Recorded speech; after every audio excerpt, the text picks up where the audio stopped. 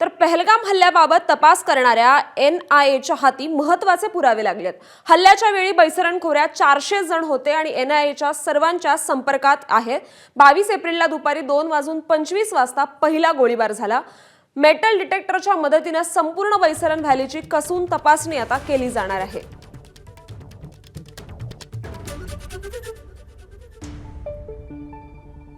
आणि या संदर्भात अधिक अपडेट्स देत आहेत आपले प्रतिनिधी सूरज सावंत। सूरज, NIAच्या हाती महत्त्वाचा पुरावा 22 एप्रिलला दुपारीच गोळीबाराला सुरुवात झाली असं यात म्हटलंय। अधिक काय माहिती देता येईल?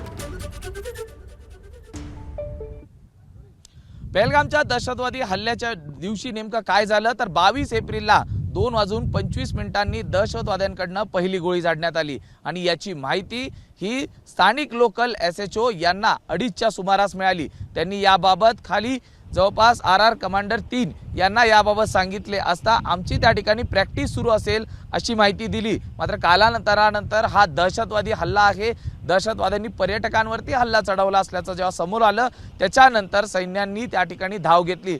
जवळपास सैन्याला दहशतवादी हल्ला सुरू असलेल्या घटनास्थळी पोहोचायला त्यामुळेच 1 तास लागला असल्याचं देखील सांगितलं जात आहे। ABP माझा, उघडा डोळे बघा नीट।